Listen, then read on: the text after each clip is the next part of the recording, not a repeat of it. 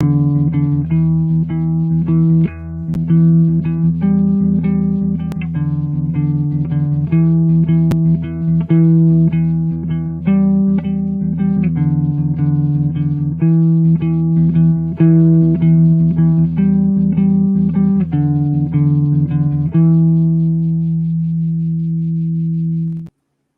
go. Howdy, Chiefs Kingdom. It's Wednesday. It's 7 o'clock. That means it's time for Chiefs Kingdom Live.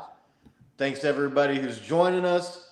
Make sure if you haven't already, or if this is your first time on the show, click like, click subscribe, tell your friends, tell your family, spread the word. We'd really appreciate it. Help us out a ton.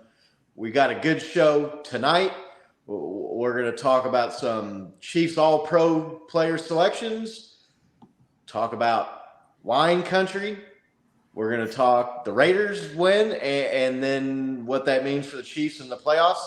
The number one seed, baby, feels good. And we'll break down some of the FC playoff matchups coming up with Super Wild Card Weekend, maybe who we're looking forward to the Chiefs playing, maybe who we don't want to play. But, fellas, how are we doing tonight, Nick? I'm doing great, man. I'm doing great. Just enjoyed. We were on the locker room rant last night. That was a good time. Went for almost 3 hours, but those guys are great. So if you're not subscribed to the locker room rant, make sure you go subscribe to their channel. But I'm great. How are you, Bo? I feel like Will Ferrell in Old School when I'm like, how was the podcast last night? Like, I had an awesome time. Like, yeah, the whole neighborhood knows you had an awesome time. Yeah. Tell everybody about it. It's so much fun. Shout out to those guys. Those guys are so cool for hosting us. Yeah. Doing great, man. Gotta go up on the mountain today, do some shredding. Got some snowboard.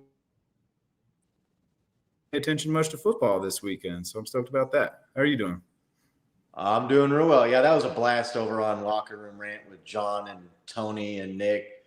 Just so much fun. Those dudes, you can just tell they're chill, laid back, cool dudes. It would be fun to kick it with and maybe have a beer with or something. But thanks a million to those guys. If you haven't gone back and watched the video from us last night on there, our playoff preview show, or any of their other videos for that matter, go on over to their channel at Locker Room Rant. Give them a sub. Give them a follow. They're on Twitter. You can find them there. They go live Tuesday evenings, 8 o'clock Kingdom time. A lot of fun. Check them out. First bit of news to get to here.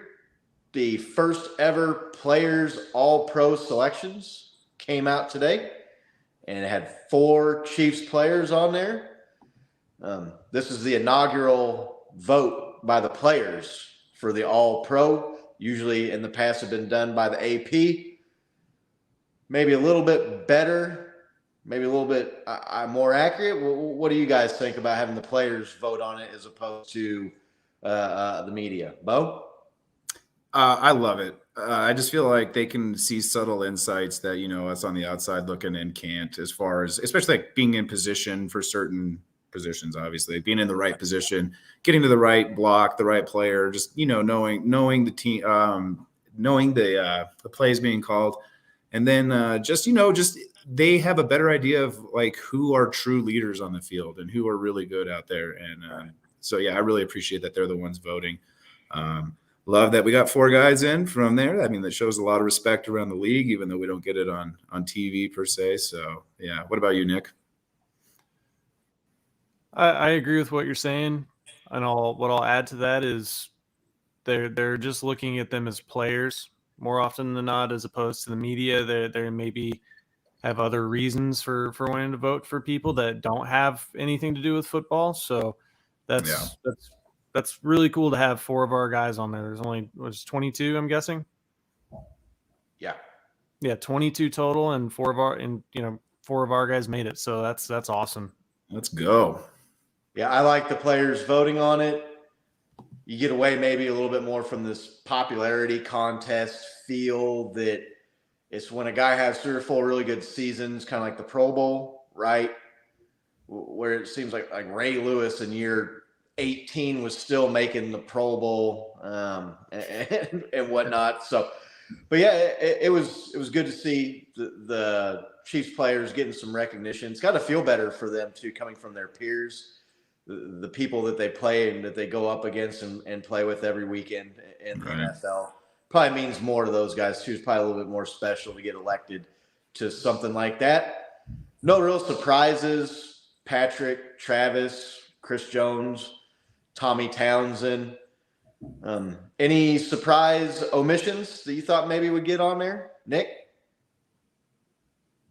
The way that Justin Reed has played for the second half of this season, you thought maybe he would get on there. I think he's only allowed something crazy like 20 pass yards in front of him over the last 10 or 11 games. So, but no, I think it's fair. Look, you can sit there and say, well, this guy. You got four players, and there's 16 teams in the AFC. So I think it's fair. Bo?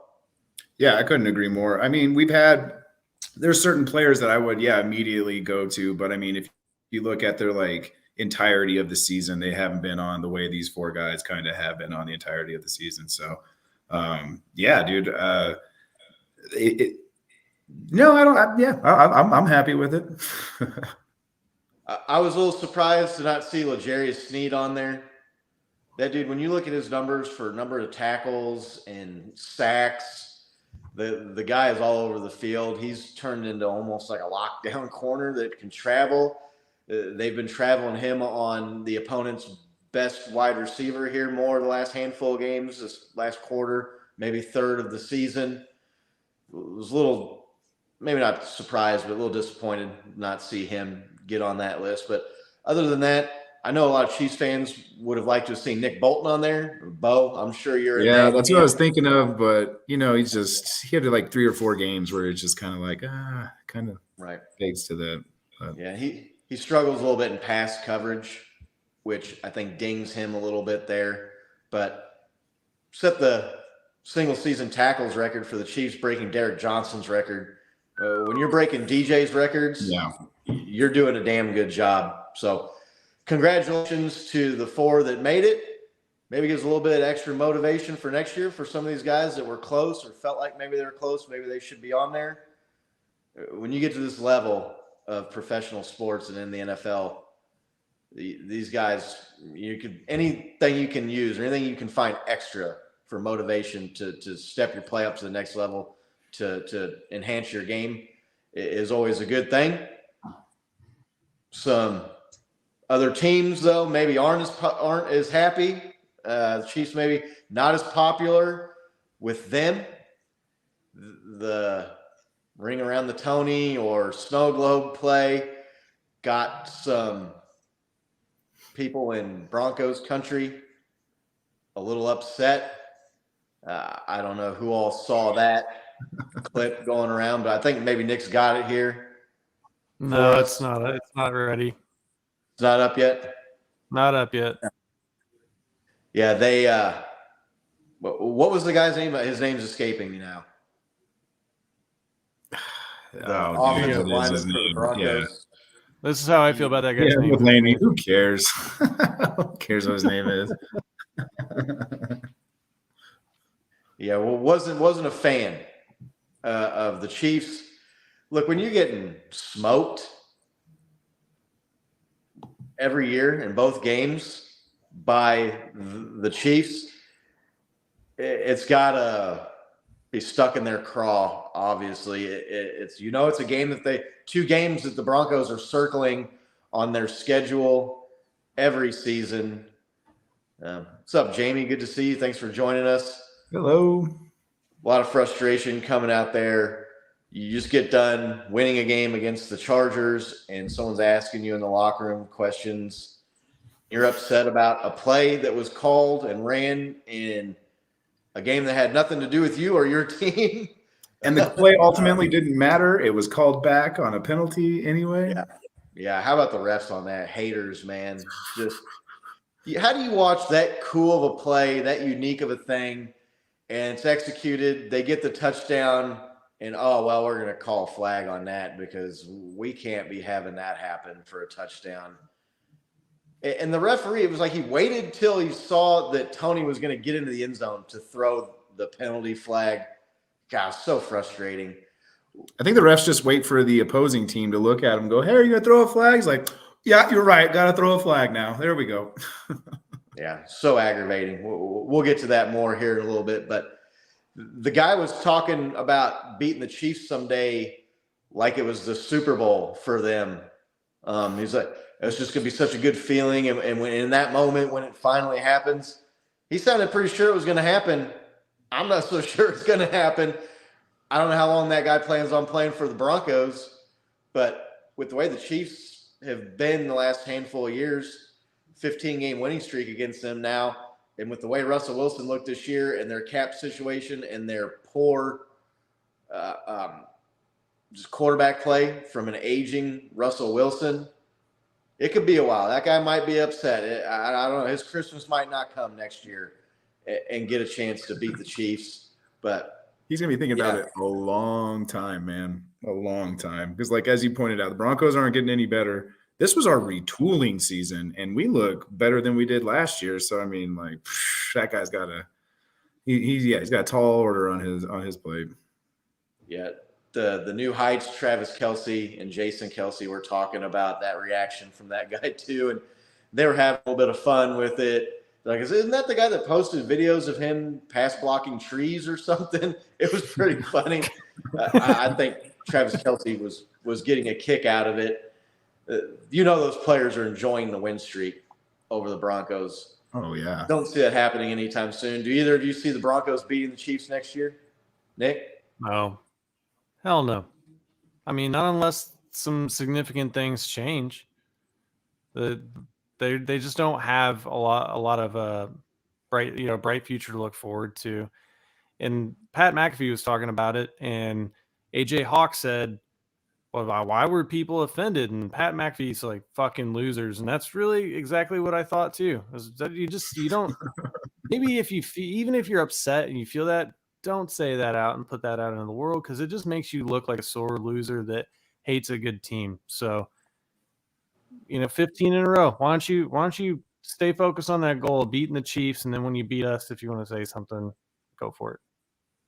Yeah, print the T-shirts, right? Yeah. Regular season win against the Kansas City Chiefs. The banner. Whatever year it finally happens. Hilarious that they're that upset about it. But again, maybe the slogan should have been "Let's whine" instead of "Let's ride" this year for the Denver Broncos. Guys got a long offseason to stew on the 2 losses, so enjoy he's been that. stewing for a while. Somebody might want to give him a wellness check every now and then this offseason to make sure he's all right, not skinning cats in his backyard or something. Right? Yeah. So enjoy stewing on that for the next 8 months or however long it is until the Chiefs play the Broncos again. The play that everybody's been talking about that drew the ire of the Denver Broncos offensive lineman was snow globe. I've heard people say ring around the Tony. I've heard people say maybe it should have been called roulette wheel because they were in Las Vegas. Chiefs beat the Las Vegas Raiders in Las Vegas 31-13. Game really wasn't all that close. Before we break down individual, there we go. Let's whine. Our man Ignacio, good to see you. Appreciate you coming on to join the show. Send us a comment.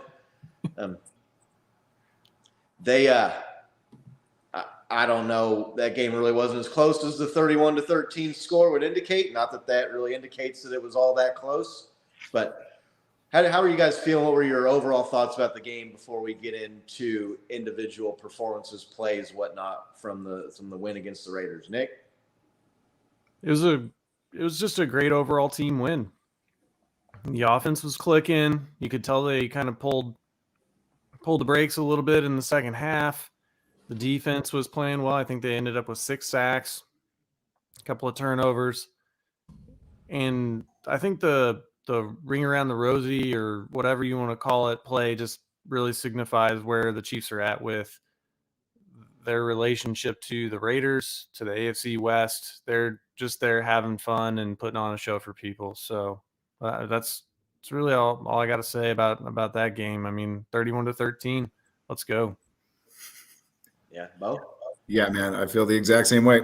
Finally, a stress-free Chiefs game, right? Like, there was no point in this game where I was just like, what are we doing? All 3 phases looked solid, looked good. They didn't make any dumb mistakes.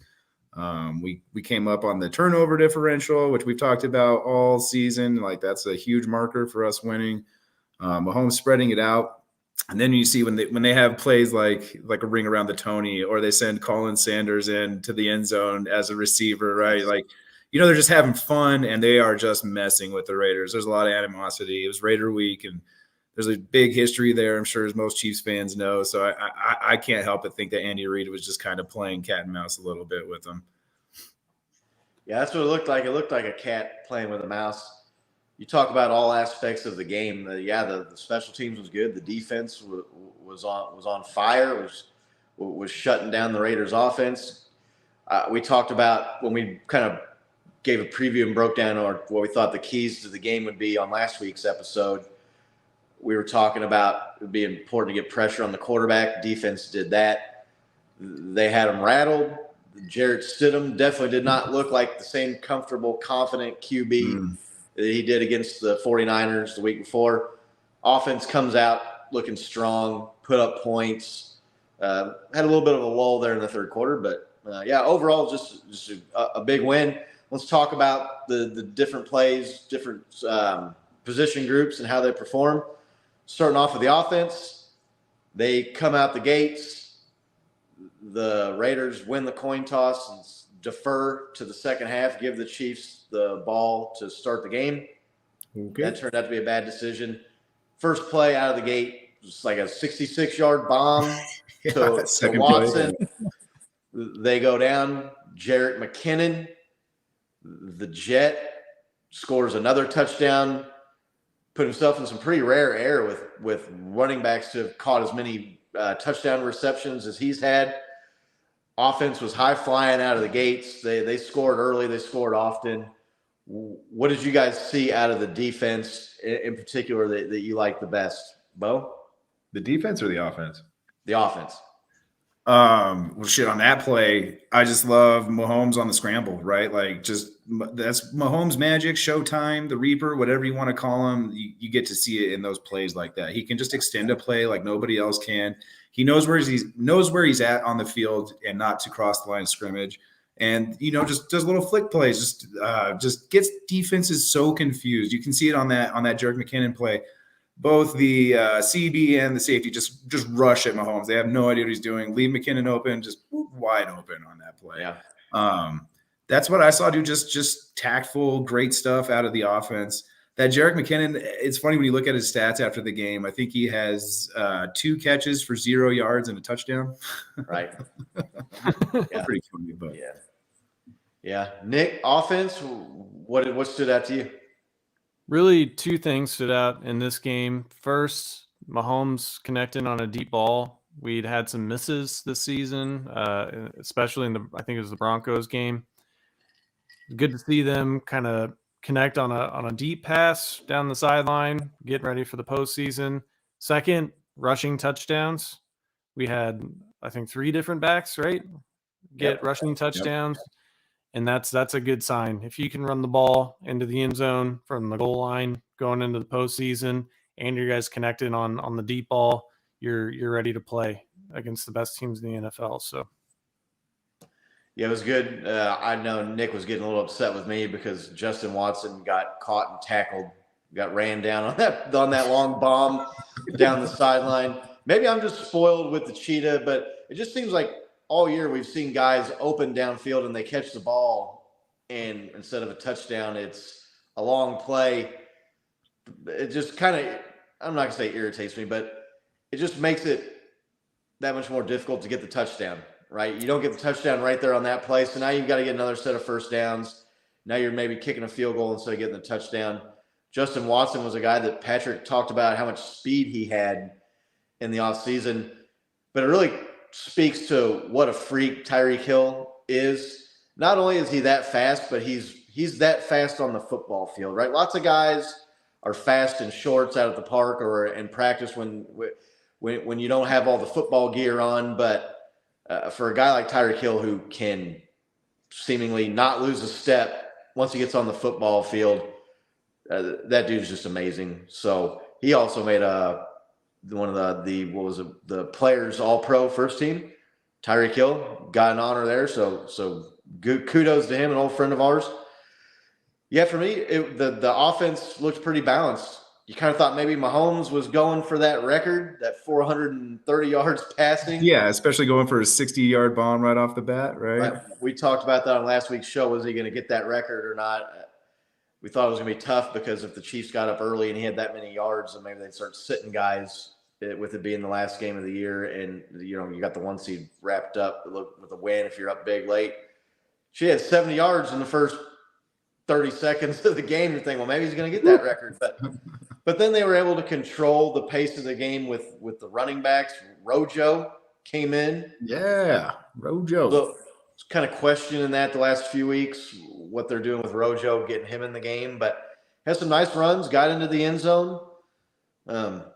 You talked about Isaiah Pacheco.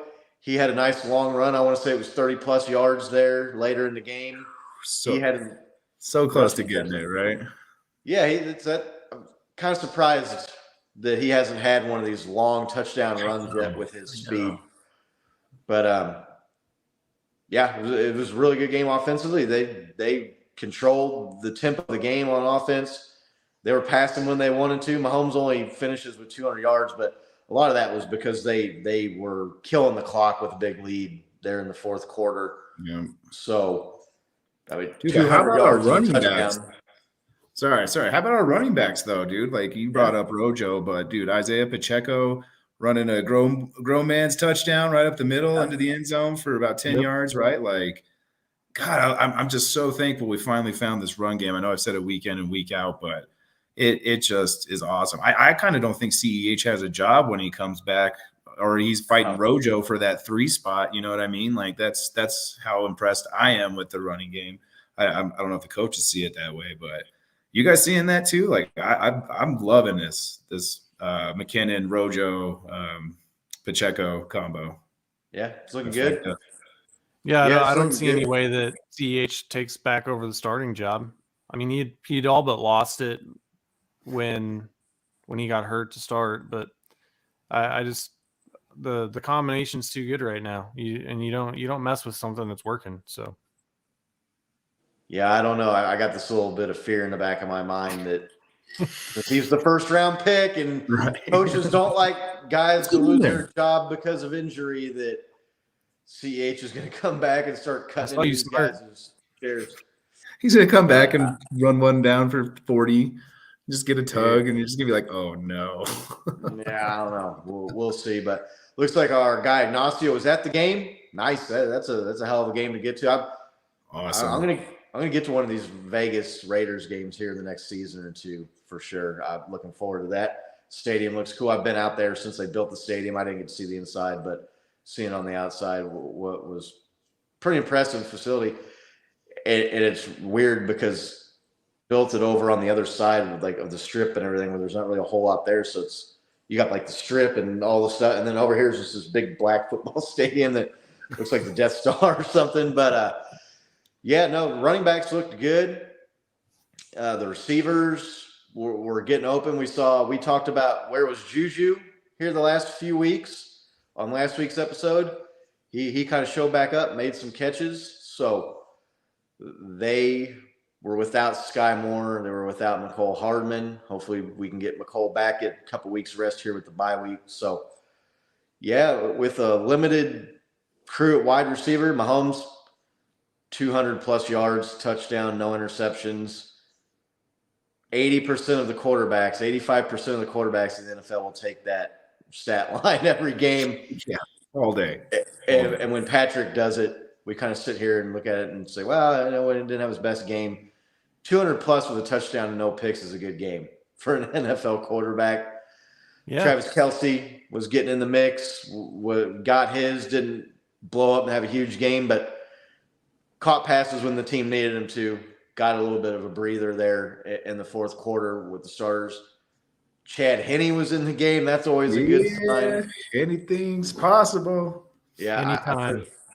I put out on the Twitter account Henne Given Saturday because that was the old Henne Given Sunday was the moniker that people were laughing about. And when he got into the games here the last couple of years, and this game was on a Saturday, obviously. Some members of Chiefs Kingdom that maybe don't have as good of a sense of humor as others or as I do, or maybe didn't think I was quite as funny. But have fun, folks. Enjoy the season, man. Enjoy this team, the way they're playing. Talk about the defense. Defense was flying around, making plays, had 6 sacks on Jared Stidham. A couple of interceptions, right? Our guy Juan Thornhill had a nice interception where Stidham made a terrible decision and just threw it like a punt, an arm punt, up to a wide receiver that was down there, and Juan Thornhill ran from about 3/4 of the way across the field and jumped up and picked that thing off. Bo, what caught your eye from the defense and the way they played Sunday? Dude, the rookies again. I can't give these guys enough praise on how well they're doing this season, dude. Karlaftis on the front, McDuffie in the back, dude. Just the entire line, the rookies on the line, just impressing the shit out of me. Like getting pressure. I have to yell hold all game. If I'm yelling hold all game, I know that we're getting good pressure on the quarterback, right? So that player group to me is just doing phenomenal. And then Nick Bolton, that guy, dude, there's something about him. He just flies around faster than most people. He looks like the water boy out there. Like he just knows where the play is going to be, and he just watches the player with the ball. He goes with the player with the ball and gets the ball, right? Like 180 total tackles this year. The dude is just a beast. I love that guy so much. I'm so glad he's on our team. Like we're talking about, he kind of got a little snubbed for the all-pro team, but let that guy keep flying under the radar, man. Let people keep underestimating him. That dude plays with a chip on his shoulder anyway, so like let him keep doing that, and like he'll only get better. So, what about you, Nick? What stood out to you? I'm gonna go run defense in this game. Stood out to me. They have Josh Jacobs, who I believe took the rushing title, and he was an absolute non-factor in this game. His, hope his family's all right. I think his father was in the hospital. There's a lot of drama about how that was going on. He had that on his mind to play for. I don't know if it negatively impacted him, but he was absolutely not a factor in this game. And he's a player that could take over a game if you don't stop him and you let him get going. So part of that is probably because we were up by 21 points at half. But when he got the ball, they were getting him down, and he wasn't getting a lot of yards. He wasn't breaking tackles. So outside of the kind of the obvious with the QB knockdowns and stuff, I would say that our run defense did a fantastic job. Yeah, I think he had like 17 carries for 40-something yards, 45 yards or something. Yeah, 2-3. Yeah, he had one. I think he had one decent run there that was maybe 10 or 12 or 14 yards. But other than that, he was quiet. Our guy John C. brought up the defense there, and George Karlaftis. Bo, you mentioned him there briefly. The dude's up to like 6 sacks in 7 games now. Yeah, he's caught fire this second half of the season. So keep getting better. He did an interview this week where he was talking about how many easy sacks and easy plays he missed earlier in the season because he might be overthinking things or just with the game, the speed of the game was faster than maybe he thought it was. But yeah, it's really good to see that guy coming around. To me, the pressure on the quarterback was the key. I talked about it last week's episode. Get in there. Don't let Stidham get comfortable. Don't let him get to his first option. He did have a few run plays where he ran out and scrambled out and was able to get some yards and I think converted a first down or two. But for the most part, they kept him in the pocket. They got him on the ground. He was struggling. They got a lead early, which I think helped the defense as well. So I don't know. It was Chris Jones had 2.5 sacks. George Karlaftis had a sack. They were flying around the pressure on the quarterback. When you get pressure on the quarterback, that helps out your secondary. That helps out the guys there in the back half of the field. Looks good. Pressure on the quarterback. Didn't let that guy stand there and feel comfortable or feel easy at all. So I don't know. Anything else from the defense you guys noticed or? Oh, dude, they're just I've noticed doing this podcast and it's over like the last three years or so, 3 or 4 years, that Spags defense just starts off so terrible. And then by the end of the season, we're just giving accolades left and right to every aspect of the defense. So I gotta tip my hat to old Spags there for being able to continually improve his defense, even though he's given a turd he has to polish. So Yeah. Devontae Adams was pretty quiet in that game. He had a couple of pretty big drops, but he really didn't do a whole lot. So right. keeping Josh Jacobs and keeping Devontae Adams under wraps, that's a hell of a job from the defense. Really, really encouraging. They were able to get pressure without blitzing. Now, I know the Raiders' offensive line is not one of the better lines in the league. Chiefs will probably face lines that are all better than that come playoff time. But it was an interesting development, being able to get in there and get the quarterback on the ground without having to blitz, without having to bring an extra guy or two. George It's teams thinking, right? Yeah, wreaking havoc back in there. So special teams looked good. Tommy Townsend had a crazy good punt that I want to say hit the field there, right? Like the 1 yard line or the 2 yard line, and checked up. Yeah. We were able to catch it. All pro punter. So they're perfect on extra point field goals, special teams. That's a couple games in a row now, right? Where they had good performances. You think maybe they've fixed some issues there, Bo? Man, I hope so, right? Like I'm sure that they had to sit there and practice day in and day out, just snapping the ball to Townsend and getting the holds right. And then I'm sure Butker had to kick probably 1,000 kicks during the past couple of weeks, even with his back spasm injury. But no, it's good to see that he got it all straightened out. That's going to be so necessary to rely upon in the playoffs. Like you can't just be giving up 3 points every time. Like there's been so many points this season where they call out Butker for a field goal, and it's just kind of like it just doesn't feel as clutch as he's normally been in the past. So it's good to see him getting right now, right before the playoffs. What about you, Nick? It's important for their mental psyche, right? Going into the postseason, knowing that they can do it, that they can have a perfect game, no stumbles, no shanks, nothing. So it's great to see Townsend continue just to be a baller when he punts, and then to see the operations go well on the field goals and the extra points it's really relieving as a fan to see them do it, but we're still not out of the woods yet on that, right? I mean, I'm not going to be comfortable if it comes down to a field goal in the postseason at this point. Right, dude. Yeah, like I just don't have that same certainty as I did last year. Yeah. Looks like we've lost Scotty. Yeah, no worries. But with that win, puts us in the driver's seat for the playoffs. Got the number 1 seed. That's always excellent. Oh, hey, he's back. Yep, I'm still here. All right. Yeah, playoffs, get the number 1 seed. Real quick, we talked about the snow globe play, and it upset Broncos country. What did you guys think about the play? There's been a lot of talk about was it showboating? Was it rubbing it in people's faces? Is there a place in the sport for that?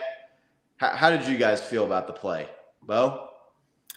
I love it, dude. I love stuff like that. Like you can even go back to me when we were talking about Rose Bowl parade and the Super Bowl. Like there's just so many plays and there's so many good defensive coordinators and players and schemes out there that like you just got to keep people guessing. So like I love that they come up and just with like fun plays that nobody's looking for, and it like it's just a simple toss back across the field, but just the setup confuses the entire defense. Get them just that half second off, put them on their heels a little bit, and you see the results. So I'm a fan of it. Yeah, people that are already don't like the Chiefs are upset about it, and this is a good sign for Chiefs fans. When you do something as innocuous as jumping around in a circle when you're all facing each other, and you didn't, do anything directly to a player's face, you didn't push a coach, you didn't push a trainer, and people are getting that upset. It's just because your team is that freaking good, and nobody wants to admit it because nobody wants to admit that they're just being a hater and that they got all salty because a team that they don't like is showing off. But grow up, man. You're getting upset about men jumping around in a circle before the play. I'll tell you who really benefited from that is Joe Mixon, because he was doing the whole coin flip. He literally brought a coin onto the field and did the coin flip thing. And it was just number 2 behind the snow globe play. That dude probably could have caught a lot of shit if the Chiefs hadn't done that. So, we saw, I think, Scott in the comments, he said, they need to harden, they need to grow up. I didn't hear any of the Raiders players bitching about it, but yeah, anybody that is complaining about that, they need to either, figure out who hurt them in their life that made them that upset, or they need to go get hurt more because your life is so easy that you're upset about people jumping in a circle. Yeah. They're both NFL teams. The level of competition is equal. I didn't take exception to it. Obviously, there was plenty of former players that loved it. On Pat McAfee's show, AJ Hawk, they asked him about it. He goes, if I saw a play like that and they scored a touchdown off of it, I'd be like shaking their hands afterwards. I was like, man, that was cool. Like, he was like, I got confused. He goes, it had to be confusing for the Raiders, the defense. You're trying to, if you're in man or whatever, especially you're trying to find out like where your guy you're supposed to account for and cover on the play is, and they're spinning around a circle, and they ran up to the line real quick too and snapped the ball. It wasn't like they gave them a whole into lot like of a time. wildcat formation too. So like trying to account for your guys. It's Right. like what? Yeah. So yeah, it was. But I will say, Travis Kelce on his new hype show, he was like, I mean, it is kind of a fuck you play though. So so maybe it was intended to maybe be a little disrespectful to the Raiders. Someone in the comments earlier said that they had heard that maybe there was people talking about it was payback for the victory lap. Maybe like a little bit of a pun on the victory lap around the stadium. There we go. Yeah, our guy Ignacio. That could be it. Seems like Andy Reid. If that was it, wouldn't that be so great if that came out and they're like, that was actually a tribute to when they decided to take their bus around our stadium. Right. Yeah. Looks like we got our guy Tom's in the comments here. Good to see you, Tom. Thanks for joining us again. Yeah. So I don't know. People are perpetually trying to find something to be offended by and upset by. Don't let those people ruin a good thing for you. It was fun. Everybody had a good time with it for the most part. And it's kind of like that social media aspect. It amplifies like a small percentage of the population of people that really just look for something to bitch about. So it was exciting. I was kind of like, when it happened, I was watching it thinking, well, what are they doing? But still pisses me off. The referees took the touchdown away. God, it was such a bullshit call too, man. Like, it looked like he waited for him to score to throw the flag too, didn't it? Come on, man. I mean, maybe it's just the timing, but it Well, like as soon as it was sure that he was going to score, he's like, oh, flag. Let's just wipe that one off the books. But kudos to Tony coming back almost the exact same run to score on the very next play. Dude, that guy is so good. He is so fast and so explosive. Did you see him juking those guys out too on one of the catches he had? Where he just like, and guys just broke their ankles, slid in front of him. He's so good. Yeah, he's got that stop on a dime and change his direction. I'd blow out my knee if I tried to stop that fast from a full sprint like he does. We said it when he first came over here in the trade and was kind of making those moves. Looks like the old X Factor, Dante Hall, maybe a little bit out there, human joysticking it, juking people out of their boots, out of their cleats there. So, but yeah, Tony did end up getting the touchdown on the next play. Man, he almost got his head ripped off on that play though. God, that was a brutal tackle.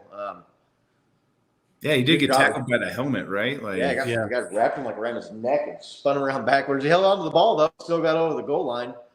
That guy is turning into be a little bit of a weapon here. And yeah, there you go. Get Nick's on the spot there with the photo. Nice job, nice work. How is that not a horse collar? Well, horse collars when you get pulled down from behind by the back of the jersey, so you can grab someone by the neck as long as it's from the side. And like I said, you're not grabbing that shoulder plate or that nameplate there on the back of the jersey. So those guys are super tough to be able to take that kind of punch. I mean, that was a hard tackle. Look at his freaking head right there, man. My Look at neck his hurts body. looking at that, dude. Ugh. Yeah. So thank you, Giants. Appreciate that. That gift you guys gave us there, right? Early Christmas came early for Chiefs Kingdom.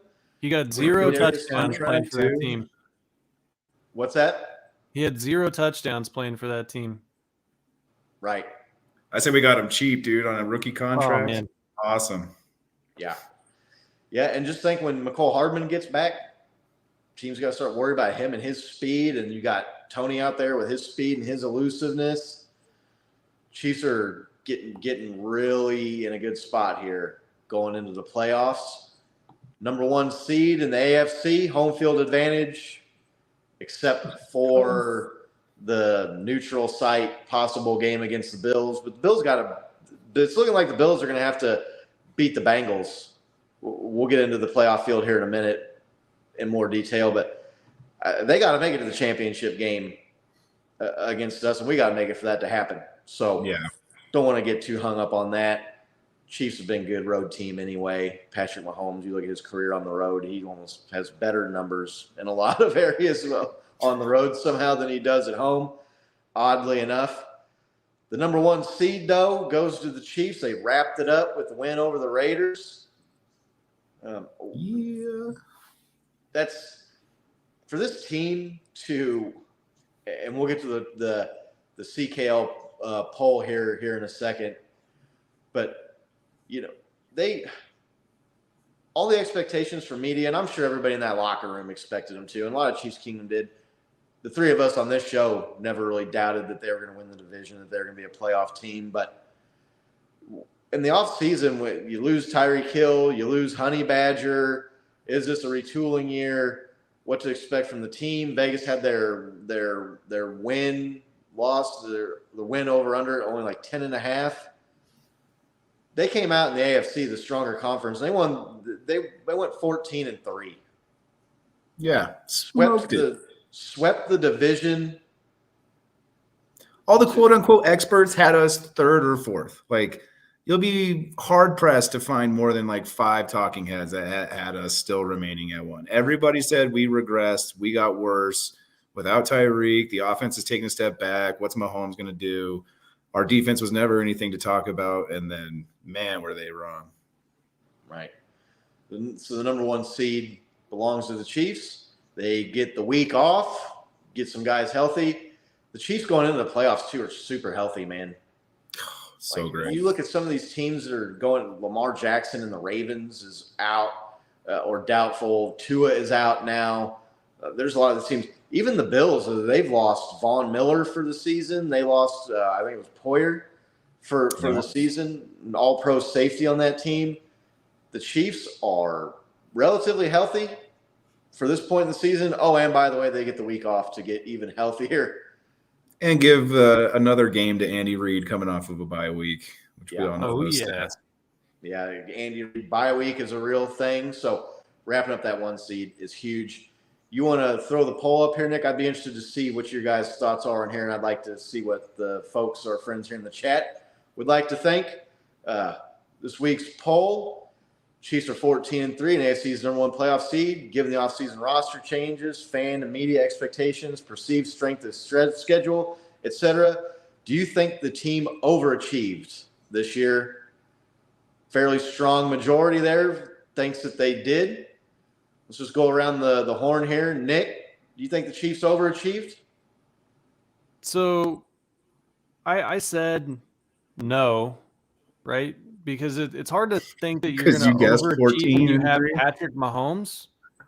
I also on this show predicted we would go 14-3. So, yep. But it's hard to think you would achieve when you have Patrick Mahomes. But the more I think about it, how can a team not be overachieving at 14-3? I mean, 14 wins in an NFL season is overachieving pretty much by anybody's standards. So I could see it either way, but I said no because we talked before the season began that this team was not going to regress, that they weren't going to finish 3rd or 4th in the AFC West. We predicted that they would win 13 or 14 games. None of us were more than 1 game off of our preseason prediction for the Let's the go. record. Yeah, so no, I don't think they've overachieved. They have done a really good job, but this is what you expect when you have Patrick Mahomes, who, to me, he's the Michael Jordan of football. He's doing these things that people have never seen. He's putting up numbers that people have never seen before, and he's doing it in a way that has like style and class. And so, no, I just don't think you can really overachieve as long as you have that guy at quarterback. I think that Bo? was a subtle yes, even though you kept saying no. I know. Hell yeah, I'm dude. I hedging, think they bro. have, I'm dude. hedging. Like if you listen to all the experts in the offseason and leading up to the season, we weren't going to do anything. We had regressed, like I just kind of said. And for the team to come out and do what they did is just kind of unbelievable. And I know we have Patrick Mahomes. I know he's like that great, but man, nobody was expecting this out of the Chiefs. And so, like, when the bar was set that low, they definitely crushed it. I know we are skeptical of that. I mean, we all kind of we didn't know it was going to be this good. We just said it was going to be different, right? Like he's going to have to spread it around. He's not going to be able to just have the deep threat and Tyreek Hill all the time. We're seeing that this year. So, but yeah, I think they're, dude. I voted yes. I think this year has just been amazing. It's a retooling season. We have so many rookies, so many young players. It can only get better from here. So, yeah, I voted yes. What about you, Scott? What did you vote? Yeah, I agree with you. I vote. My vote goes to the yes here. I never doubted Patrick Mahomes, but with losing, not only did they lose Tyreek Hill, but they lost some other guys on this. Byron Pringle was a guy that had almost 600 yards and 5 or 6 touchdowns last year on this team. Demarcus Robinson, some guys that have been around for a while that knew the system and were familiar with Pat and playing with the Chiefs, to just basically come in and clean house in the wide receiver position, bring in all new guys, and still have the number one offense by pretty much every key statistical measure or metric that's out there. Yeah, I think the offense was better than I anticipated. I thought they would maybe take a little bit of a step back, not a big enough step back to finish 10-7 or be a wild card team or anything like that. I did pick them to go 13-4 in our season preview show back in September before week 1. But I was going back and forth between 12 and 13. And that's a little bit of a homerish guess there on my part a little bit. I mean, I'll admit I'm obviously biased. I'm a Chiefs fan, so I'm always going to pick them to do a little bit better than just the average person that's, maybe more on the outside looking in. But, yeah, to go 14-3 with this schedule, all the rookies, the new guys, the turnover, especially on the offense, like I said, with the wide receiver position. They've got Travis Kelce, and Kelce balled out and had one of the best years of his career. Yeah, But I mean, they brought in Juju, and he had almost 1,000 yards. They brought in this Justin Watson guy, and he's contributed. MVS, he's 700 or 800 yards on the season. Yeah, Jerick McKinnon, he's not a new guy, but he didn't play much last year. They re-signed him in the offseason after being on a 1-year deal last year. Yeah, I think they overachieved. I'm not going to say by a lot, but they did better than my expectations, even if it was just by a little bit coming into the season. Yeah, Laney, brag a little bit here. Laney picked 14-3 before the year started, so nice selection by her. Oh, good job. Looks like we got some people in the comments here. Nancy arguing we could have went undefeated, or a little less refs. The Colts a little better, right? Yeah. I like that comment. It made me laugh. Yeah, A little less ref though. That's a big ask in this Right. league, especially against our team. right. John's got a good point. You look at it, they had no business losing that game against the Colts, and if Chris Jones doesn't get a talking penalty, they probably win that game. Yeah. Patrick Mahomes threw an interception down 4 to the Buffaloes late in the fourth, to the Bills late in the fourth quarter at home. That's kind of a fluky thing. And Travis fumbled the ball away in the fourth quarter at the Bengals, and we missed a field goal in that fourth quarter of that game, lost by 3. All right there. 17-0 is a lot closer than you might have thought. It's funny the way the schedule breaks out too. You think the schedule is going to be really tough, and like I thought the Seahawks was going to be an easy game, and it turned out to be a fairly comfortable, easy win. But that's a playoff team. It's hard to tell going into the season when you're trying to pick the schedule out. But usually, if I know a couple of teams, 2-3 teams you think are going to be really good, maybe aren't as good, and a couple of teams you thought weren't going to be very good or better than you thought. So still a tough schedule. They played 8 playoff teams this year? 8. Well, 8 playoff games because they played the Chargers twice. 8 playoff games, 7 opponents. But 6-2, right, Nick? 6-2. Yeah. 6-2, undefeated in the division. Got the sweep there. Over 2 wins against the Chargers, 2 wins against the Broncos, 2 wins against the Raiders. That's a hell of a job. Oh, it's so great. That sounds so good. Say that again. Let me hear that one more time. Two what against who? 2-0 against the Broncos, the Raiders, and the Chargers. Oh, yeah.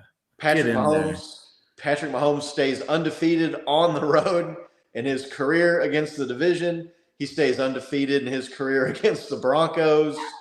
That man is amazing. He's that guy. Just sweep here real quick. Sweep it up. Both sweep up.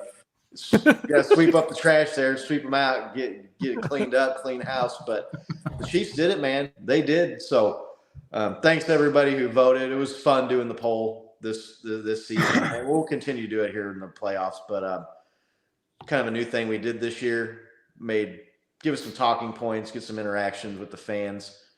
Did a lot of fun doing those, so we'll continue that. Looks like probably going to the playoffs, and for next season, it's gonna be all right, Daniel. Man, you got the Lombardi from last year, bro. Okay, so I know it's tough right now, but just get that DVD out from the championship season last year and watch it a couple times, and you'll feel a lot better, man. Can't win the Super Bowl every year. Watch Joe Burrow's heart break, when he didn't complete the pass on 4th down. So what was that look he had? It was like it was funny as hell. One more time, guys. What was it? What was the look? Screenshot that for us if you guys wouldn't mind. Old Joey B. Tweet it out back to us. Right, old Joey B. So let's talk about the AFC playoffs a little bit here. Obviously, the Chiefs are the 1 seed, but we've got the Buffalo Bills at the 2 seed. Got the Cincinnati Bengals at the 3. The Jacksonville Jaguars win a home game. That was a good game. I don't know if anybody here watched that game though. Yeah. The Sunday night game. But that was a hell of a game, man. It was close. Jaguars win the division, go from worst team in the league to division winners this year. Trevor Lawrence did a major turnaround, especially the second half of this season. They've got a real legitimate head coach there in Jacksonville. So they win the division, boot the Titans out. I want to say it's the first time the Titans haven't made the playoffs with Mike Vrabel as head coach. And then the bottom of the AFC playoff field here, you've got the Ravens at 5. You got the Chargers at 5, Ravens at 6, Dolphins at 7. NFC's over there, but we don't really care about the NFC that much. I think the Eagles are the class of the NFC anyway. So what do you guys think about? Jamie in the comments cares about the Eagles. Right. Yeah, she's in Philly. Right. I just gave him a shout out though, so I just said they're the class of the conference, and I'll be surprised if they don't make the Super Bowl. Honestly, I will. 100%. Especially after the way they played this season. All signs are pointing to them going. Oh yeah, no, they score a lot of points there, right up there with the Chiefs. In a lot of these, they went back and forth for points per game, points per possession, things like that. Some of these EPAs, some of the more advanced statistics, they were flip-flopping back and forth, like trading places at 1 and 2 as far as offense goes. They've got a good defense too, man. The defense, they sacked the quarterback a lot. I want to say they came close to setting a record for sacks this year. So Eagles looking good. On the NFC side, I think you're going to see Eagles, Niners in that championship game, and that'll be a good game. But I think the Eagles got the better quarterback, and they'd be playing that game at home. So looking good for Jamie, our guy out there on the East Coast. What do you think about this playoff field overall, Bo, on the AFC side? I mean, yeah, kind of predictable, right? Like especially halfway through the season, you could kind of see who's going to be these teams. You're saying there's a couple outliers that got kicked out, the Titans and whatnot. But I mean, as far as the top 4, that's kind of been what everybody has predicted all year. I mean, just switch them up a little bit, and that's what everybody's been saying. So I mean, I'm not too surprised at all this. I mean, that thing that happened with Hamlin obviously kind of messed all the playoffs up. It's Right. just great news that he's doing well, but kind of weird for the playoffs now with that neutral site, and then all the coin flip got eliminated and whatnot. But Bengals took care of business for the coin flip. So yeah, exactly. But no, I can't help but think we're going to be either playing the Bengals or the Buffs here for the championship game. I mean, I know we got to go through what's going to either be the Jags or somebody, but I think we can handle them no problem, and we're going to be playing one of those other 2 teams. Yeah, possible opponents would be the Jags. What's up, John B? Good to see you again, man. Thanks again for having us on last what's night. up, sir? What's up, dude? Cheers. That's our guy at the Locker Room Rant. Go check out his channel if you haven't done that already. A lot of fun. We did our playoff preview show on there. We talked about it a bit at the top of the show, but want to thank John again now that he's joining us here in the show. So yeah, the Chiefs are going to play. It's going to either be the Jags, the Chargers, the Ravens, or the Dolphins, whichever lowest seed survives. I really don't see much of a chance of the Dolphins beating the Bills. Tua is out. Teddy B, he's out. They got Skylar Thompson, who Kansas City kid from Fort Osage High School. Hey-o. Here in Independence, Missouri, about 25-minute drive from my house right now. Starting an NFL playoff game, K-State Wildcat. I don't know if we got any Big 12 fans watching, K-State fans, but he's going to be starting a playoff game in Buffalo. He's got some weapons. If he get the ball to Waddle and Hill and maybe get a little bit of the run game going with Mostert, that Bills defense they've been taking advantage of a few times against the run especially. So I'm not saying I think the Dolphins are going to win, or I'm picking them to win, but Tyreek goes cheetah, Never know. 200 yards, 3 touchdowns. They can get the ground game going. There's a possibility of them winning that game. I don't think the Ravens are going to have it for the Bengals, especially without Lamar Jackson. Is Lamar Jackson playing? He missed practice again, so Yeah. I don't know. But like the Vegas odds didn't go back up by any means. So I got to go with Vegas on this one, right? They know something that like most of us plebes don't know. So when they keep like bringing the spread down, I'm gonna say he's gonna play, but it's not looking like it so far. No, yeah, it's looking less and less likely every day that goes by. I think most likely you're looking at playing the winners of this Jags-Chargers game. That's going to be a pretty good game. The Jaguars beat the Chargers pretty handily in the regular season. Not that that's a guarantee of what's going to happen here coming up this weekend, but you'd rather be the team that won easily going into the playoff rematch than the team that got their ass kicked. I know that. Trevor Lawrence has been top-rated passer in the NFL. Who do you got in this game, Scott? The last 8 or 9 weeks. I'm picking the Jaguars. The Chargers got Mike Williams hurt in that game against the Broncos. That coach he does not know what he's doing. And I hope the Chargers front office isn't watching this video. Maybe we try to keep that a secret, but his suspect play calling, the dumb gambles he takes on 4th downs and points in the game where you don't need it and where he's at on the field has cost him games. Even if Mike Williams is able to come back and play, he's not going to be 100%. How you've got your starters and your franchise quarterback out there in a meaningless game, week 18, with the first playoff game in your franchise in like the last, 5 or 6 years since they made the playoffs? Might have been a little bit more recent, that maybe 4 or 5 years. That's just reckless of that dude. Yeah. Crazy. But yeah, no, I like the Jags. Their offense is legit. They've got weapons. The Chargers' defense has been porous, especially against the run. Travis Etienne is a good running back. But he's good.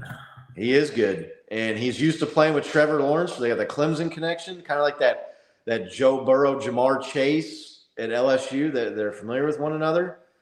Zay Jones, Christian Kirk, Evan Ingram's having a breakout year. Came over from the Giants at the tight end position. They can score points, and their defense is legit too, man.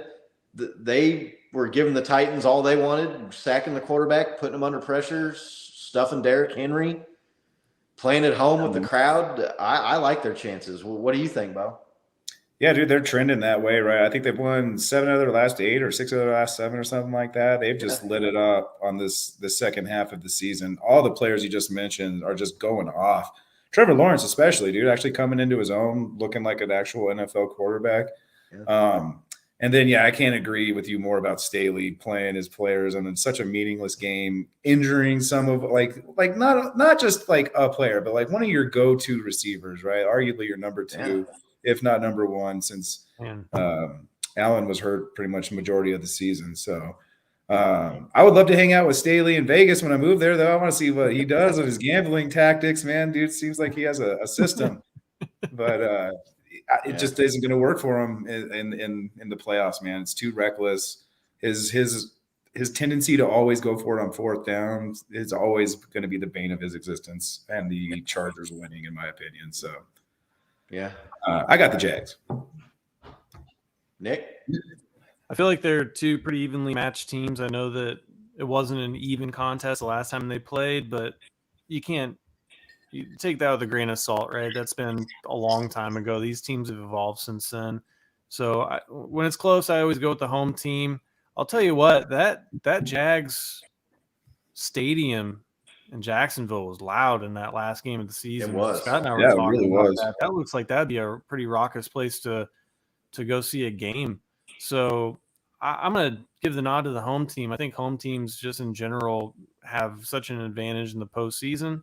So I wouldn't be surprised if the Chargers win, but I think that unless the Jags make some dumb mistakes, then they're going to come out ahead. I've seen some comments, that Herbert can win a couple of Super Bowls. The thing about Herbert is he plays great, and he is a very talented player, but he makes some really bad decisions at really high leverage times of games that cost them.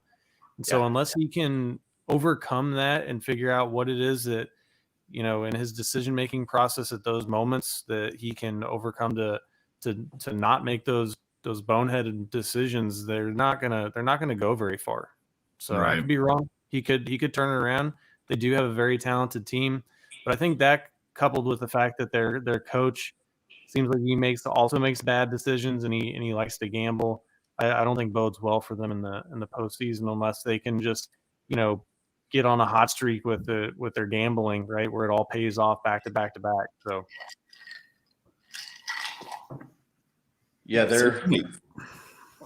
and you lose Mike Williams, who's been a Chief killer. If you end up winning that game, then you play the Chiefs. That guy has been a guy that the Chiefs had troubles with, and doing us some favors there. Tom and John are in the comments, kind of talking about what we've been talking about here. So, I think I think the Bengals and the Bills are both going to win their games, and it's going to be Chiefs Jags.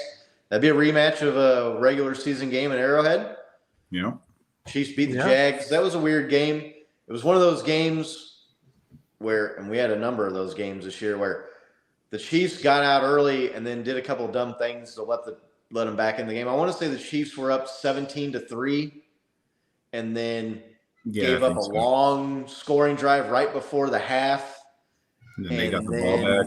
Yeah, Jacksonville gets the ball back and they go down and score again. And next thing you know, your 14 or 17 point leads down to 7 or 4. And it was a game again. I would like the Chiefs' chances playing the Jaguars.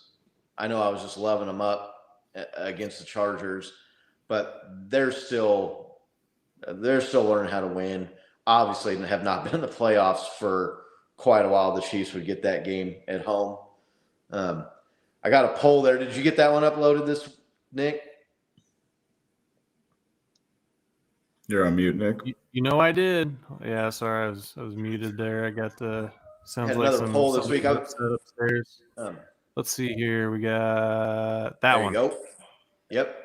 Had a additional poll here. I'm interested to see who Chiefs Kingdom would like to play. This isn't necessarily who we thought we would play. I know some people were replying back saying you shouldn't even have the Ravens and the Dolphins on there. They're not going to win. I was like, well, the point of the poll is I want to see who Chiefs Kingdom wants to play, not necessarily who we think we're going to play. Let's go around the horn here. And if you're in the comments, shoot us let us know who you would like to play out of the 4 possible opponents coming up here. Let's go to Nick first. Who would you like to play in the divisional round at home?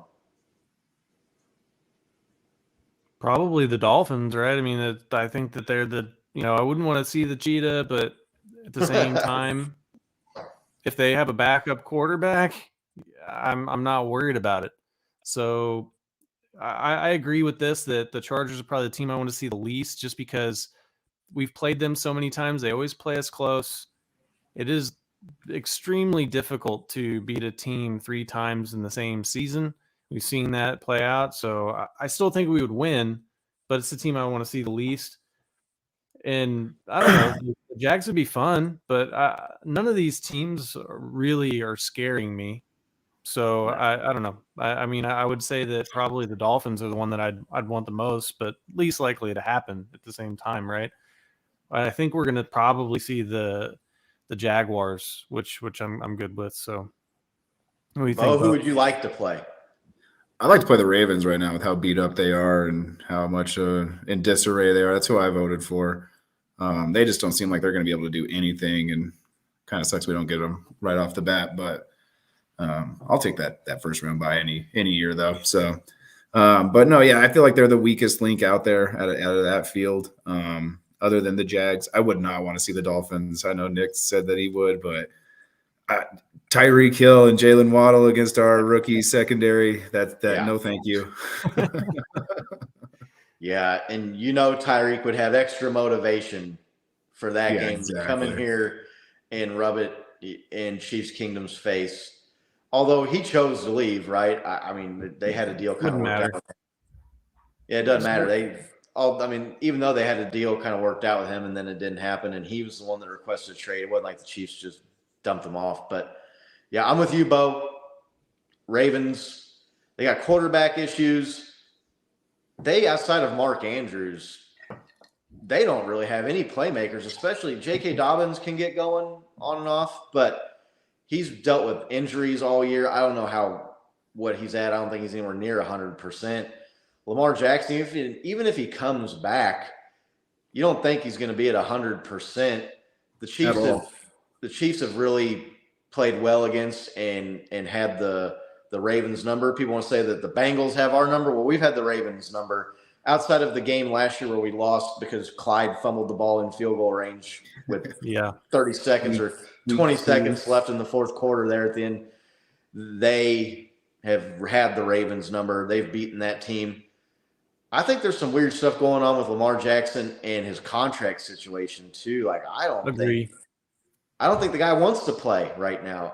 I think he got injured and he got a little bit spooked there, and he hasn't gotten any money. He doesn't have an agent. So I don't know if he's if he thinks holding out in the playoffs would be leverage. That's not going to look good to any team that's potentially thinking about signing him. You piss the guy off and he's just going to sit out in the playoffs. I don't know if that's what's really going on there, how smart that is of him to do that. But yeah, if I could pick any of those teams off that list, I would pick the Ravens as well. I'm with Bo there. Dude, the whole Lamar thing, though, is kind of weird, too, because I feel like teams right now are real shaky about giving quarterbacks that big payday right now. We've seen some major duds this year get paid, and I think teams are kind of reeling in the pocketbooks a little bit. Right. Well, and you're seeing the last couple of years with the injuries to Lamar Jackson, why the Ravens, I don't think, want to pay him big money. Yeah. This isn't the first year that he's had injury issues late in the season. Running quarterbacks, we've talked about this with Josh Allen. It's going to catch up to him at some point too. Yeah. So I don't I don't want to say that they're done or they're not good players, but I just don't think their style of play is something, especially with Lamar Jackson. Josh Allen's a better passer than Lamar is. So, yeah, come on, Ravens. That means they'd be knocking the Bengals out too, which I think would be hilarious. I kind of want to beat the Bengals, though, too, a little bit. I kind of want to play them and get some revenge there. Right? Yeah. So, be interested to see everybody in the chat here, who they would like to see play. The Chiefs here in a couple weeks at Arrowhead. Week off. Week off is huge too, man. These teams are going to be beating each other up. So, Bengals, Ravens in a divisional matchup in the playoffs, there's going to be tempers flying in that game. That's going to be those teams are going to be going at each other. A little bit of bad blood, not just from being in the division, but they just played each other last week, and now they're going at it again. Yeah, going at it again in the playoffs. So, yeah. See, Tony's got the right thing. Click the like button. Listen to Tony, our guy Tony from Locker Room Rant. But it's hard to get the likes, man. I don't know what it is. You get a video with like 1,000 likes, and or 1,000 views, and you get like 15 likes. But it's too much effort to click sometimes, man. Right. I just don't think about it myself, honestly. A lot of times when I'm watching a video, unless they remind me to do it. So, but we appreciate you watching, and if you want to click like, go ahead and do that for us, and click that subscribe. That helps out a bunch too. Definitely. We can grow this thing. We were talking about, we got our first video with 1,000 views last week, and then a few days later got our first video with over 2,000 views. If we could get some money rolling in on this thing, maybe do some more giveaways, hook some more Chiefs Kingdom up. I enjoyed doing the giveaways this year, man. That was a lot of fun, doing the contests and then putting together the prize packs and shipping them out and hooking up our fellow fans here in Chiefs Kingdom. That was a blast. So, any of these games coming up in the playoffs you're looking forward to watching this weekend, NFC or AFC side, Bo? Yeah, man, just because old race car here, the lady, she's a huge Vikings fan, so I'm kind of pulling for them on the NFC side of things. I would like to see them either play the 49ers or the Eagles in that championship game and go from there. Yeah. But, yeah, I'm going to be watching them.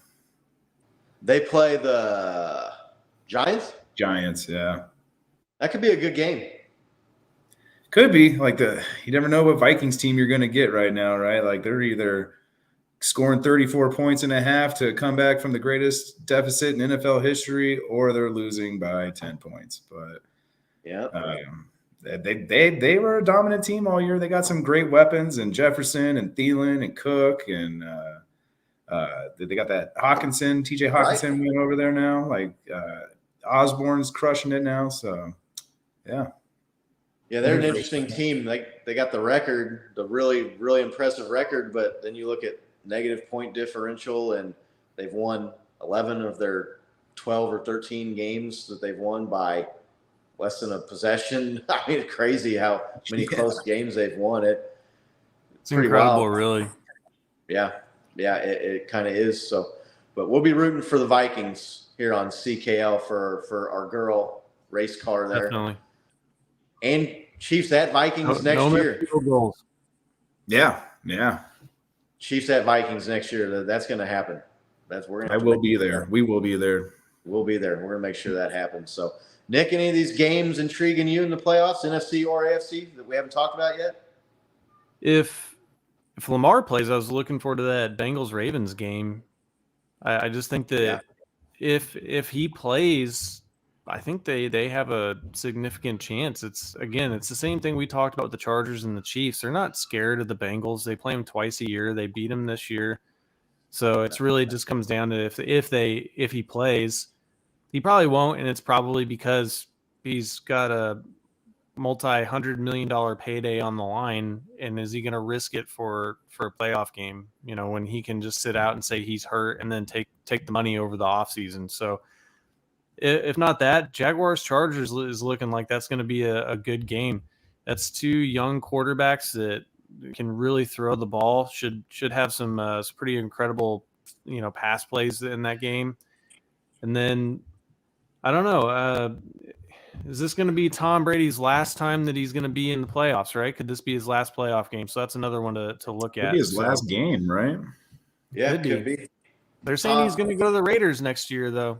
I hope so. Please go to the Raiders. Please go to the Raiders. I would love that. Yeah, our guy Tom looking for a Super Bowl IV rematch. That would be an interesting time at your house, Bo. Be interesting. Yeah. Vikings Super Bowl. That would be. We'd have to watch it in separate rooms, probably. No, you guys got to be in the same room and you got to live stream it on the channel. Yeah, we have to get that. Yeah, I want to see that Cowboys Buccaneers game. That game's kind of intriguing. Like you said, the whole could it be Tom Brady's last game? They're a team that snuck into the playoffs a little bit, playing in that bad division.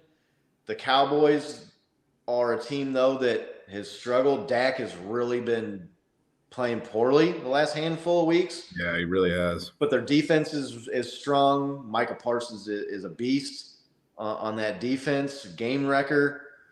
CeeDee Lamb, some of those guys on the Cowboys, they've got weapons. But the Buccaneers got Mike Evans and Tom Brady, and playoff Tom Brady is not someone to be overlooked even at this age. So, yeah, I'm looking forward to that Cowboys Buccaneers game. That I think that could end up being a really good game, or it could be a crap fest, and both teams could be out there just shooting themselves in the foot, playing like shit. It's going to be interesting to see. I want to see what that game ends up looking like. But who do you guys think's the biggest underdog? And so we got one on the AFC, one on the NFC. The Dolphins playing the Bills, or the Seahawks playing the Niners? Who do you think's the bigger underdog there? Nick? It's got to be the Dolphins, right? They playing a backup quarterback. Yeah. I don't know. It just feels like the 49ers are just like, that's just a win. It's like, might as well just give them a bye week to me. Like, I don't know. I just feel like they're going to roll over the Seahawks, and the Dolphins.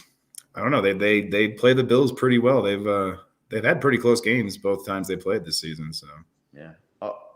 Our bud John V, he told us last night on our NFL preview show that they're expecting really poor weather in that game. And so you might see, like, both those teams got stud running backs. Kenneth Walker is a hell of a running back rookie this year for them. And the 49ers have got Christian McCaffrey, who's a stud. Obviously, Elijah Mitchell is healthy. Mike McCarthy will be eating donuts inside. That's right. Well, what else is he going to do? Jerry coaches the team and tells him what to do. So he's got to find something to do for 3.5 hours over there on the sideline. We were kind of joking about the whole McCarthy thing last night on Locker Room Rant. It was funny. People keep saying, and I've seen this too, that people are saying, "Oh, well, Mike McCarthy, that's a Super Bowl winning coach. He's got a ring." Listen, that's a knock on that dude only having a ring. You had Aaron Rodgers for how many years, but you could only win one fucking Super Bowl. That guy, he's not a good coach. He is not a good coach. So maybe another factor that makes that game interesting. But back to Bo's question here. I'm going to go with the Dolphins. Although the Dolphins beat the Bills, those are both divisional matchups, which are always interesting. The Dolphins did beat the Bills earlier in the year.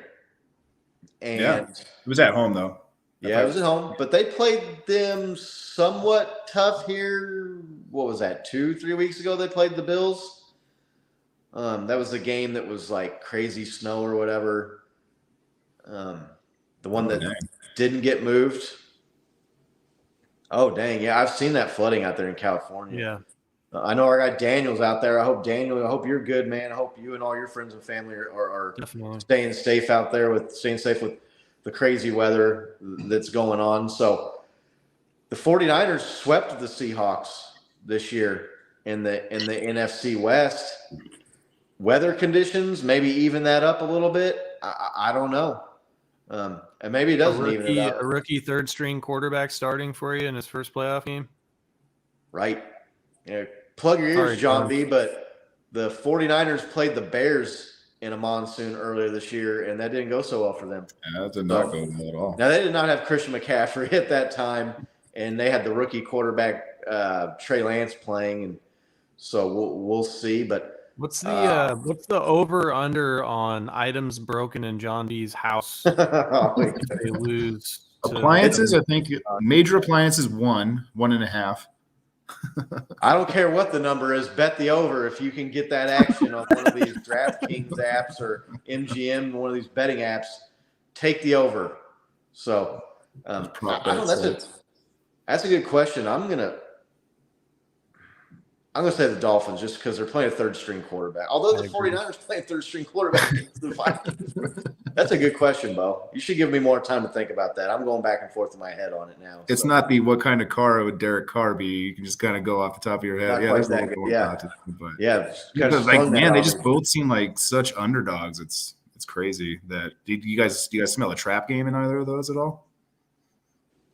I don't know if you have a trap game in the playoffs. It's win or go home. I don't think anybody's looking ahead to the next week because you don't even know who you're going to play the next, unless you're the 7th seed, which I guess they are. So maybe they do know who they're going to play if they win. I don't think anybody's looking ahead in the playoffs.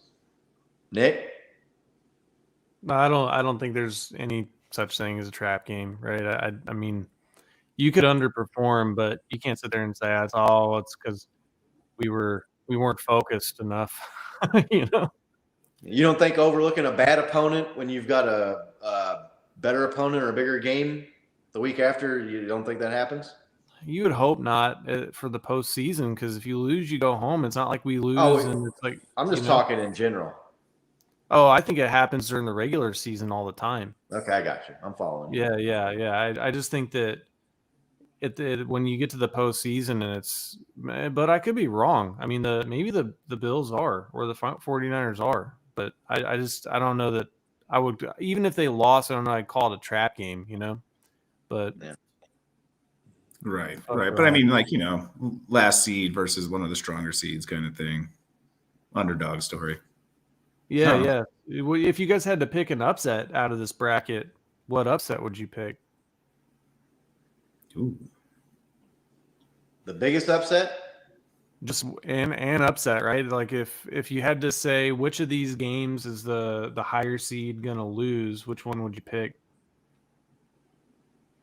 I would pick either the Cowboys-Bucks game or the Vikings-Giants game. Yeah. I was thinking that Cowboys game too, looking at it.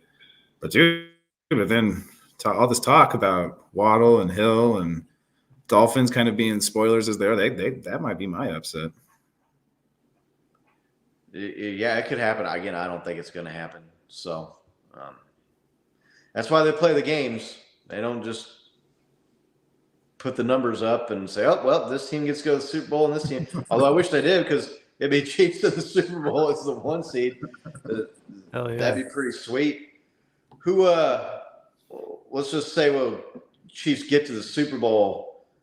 And we'll obviously break down the playoff picture as the weeks go by here and we find out the actual matchups. But I hope so, John C. Hope so. Who would you like to play in the Super Bowl, or who do you think the best chance of playing in the Super Bowl is if the Chiefs make it there? Bo? Oh, dude, I would love that 49ers again, dude.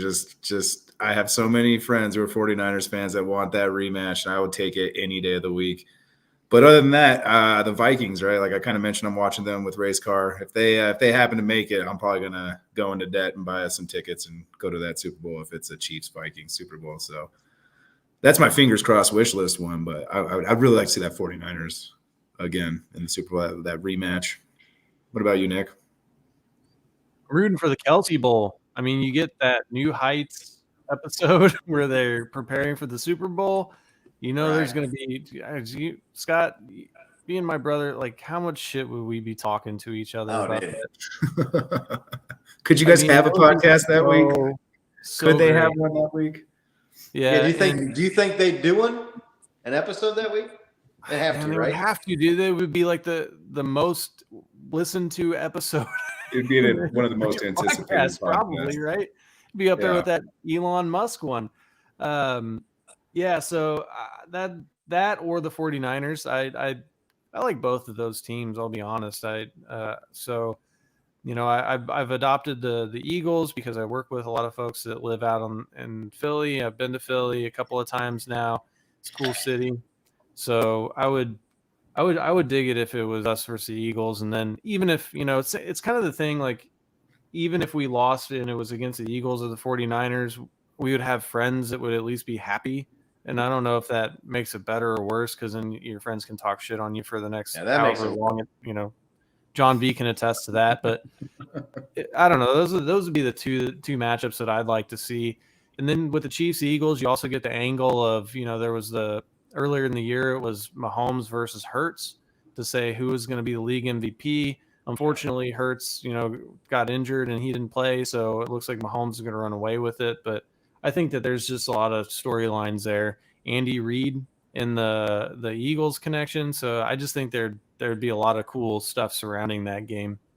Yeah, I was just wondering if like a coach had ever changed teams and then went on to face his former team in a Super Bowl. Man, I don't know. My brain's not good enough to process that like on the fly. Rain Man, below me, you got an answer? Has that ever happened? Yeah. Yeah. A coach went on to play his former team in the Super Bowl. Yeah. John Gruden did it, right? With the Buccaneers and the Raiders. Yeah. Did he switch? He did. Then? Yeah. He Yeah, had the Raiders. Super Bowl year? Was when he switched? I think so. Oh shit. Look at that, man. There you go.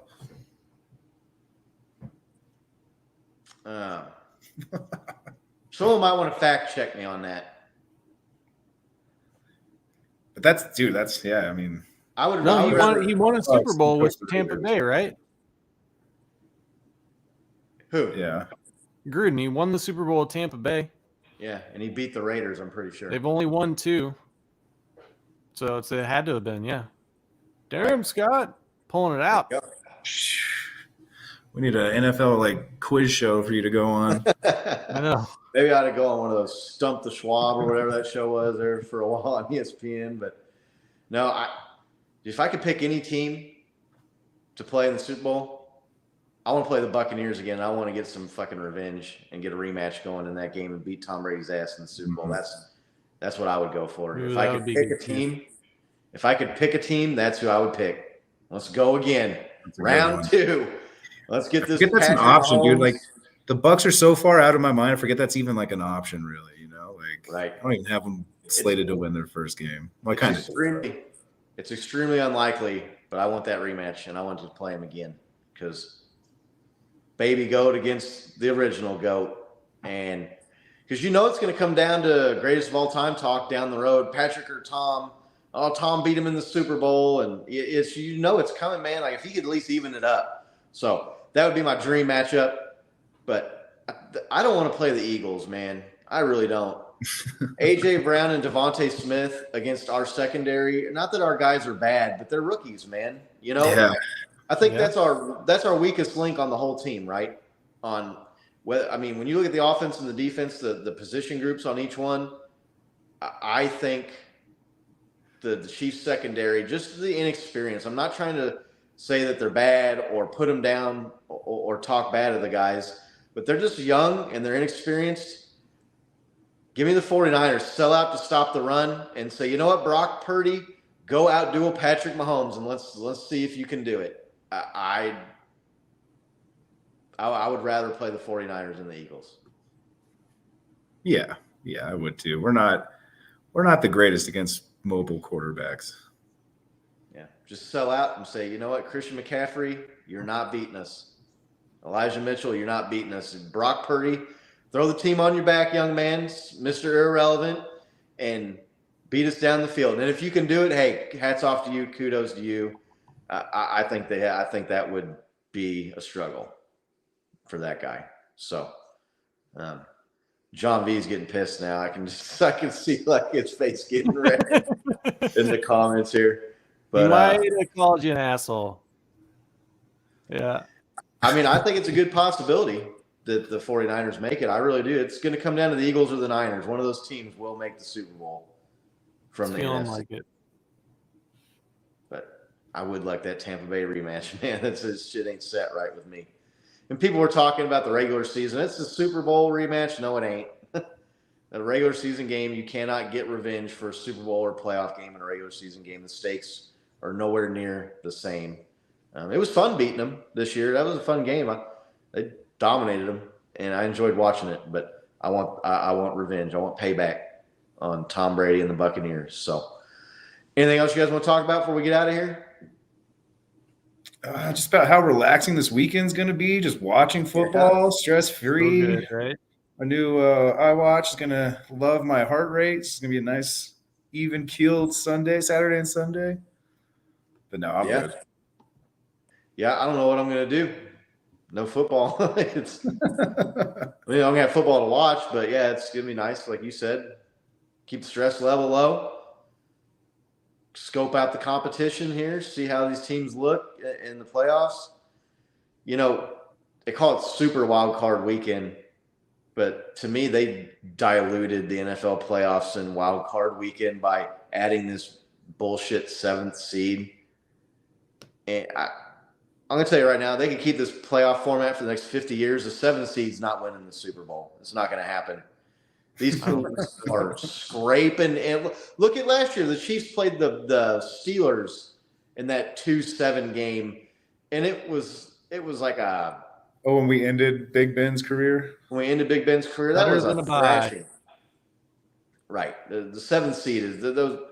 They don't need a 7th seed. They had the perfect playoff format set up with the 6 teams, top 2 getting the bye week. They had the perfect setup in the playoffs in the NFL, and they watered it down and blew it for an extra game.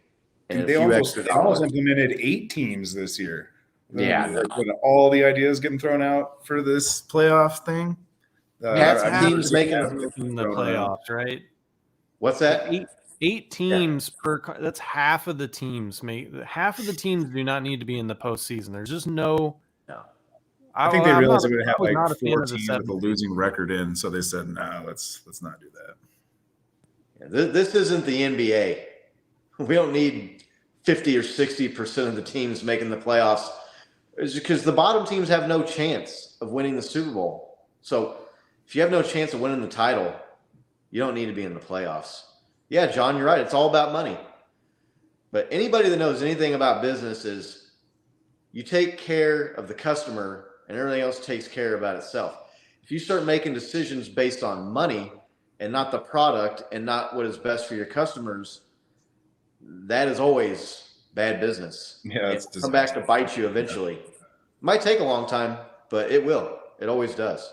Yeah, they're going to sit there and look at that money until a star player gets hurt playing a 7th seed that shouldn't have made the postseason at all.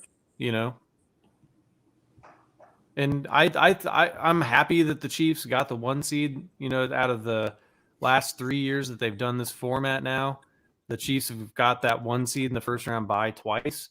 But I don't think it's all that fair to have one team only get a first round bye. No. I just think that's a distinct advantage. And I think that the Chiefs and the Bills both earned that first round bye this year, personally. So yeah. I just, 49ers too. You're telling me the 49ers don't like they should have to play wild card weekend. I think it's lame. Yeah, it's definitely lame. And here's the whole thing too about not only is it a really unfair advantage for the number 1 seed, these teams, the 1 and the 2, that could come down to you got an easier schedule by a game or 2 than another team in your conference, or you got to play. Let's say you played, I don't know, just pick any team. Let's say the Chiefs and the Bills both played the Dolphins. Well, the Bills play the Dolphins twice, so that's a bad example. Let's just say they both played someone that's not in their division. They both played the Titans. And one team played the Titans with their starting quarterback, and the other team played the backup. Or you played the Titans with Derrick Henry and the other team didn't. They have a 1-game better record than you do because they got a little luckier than you, and now they get the bye week and you don't. The top 2 seeds getting the bye was the way to do it. Yeah, I agree. And maybe if they go to 8 teams, they can give the top 2 teams a bye week. But then again, like Nick, you said, that's getting into 50% of the teams making the playoffs, and that's just too many. Yeah. John B., there's a strong possibility that I'll be there for the Super Bowl, my man. If we make it, I'll probably be there. John, I heard what happens when you lose to somebody at Madden. You think I'm going to go watch the Super Bowl with you when the Chiefs beat the 49ers for the second time in 4 years in the Super Bowl?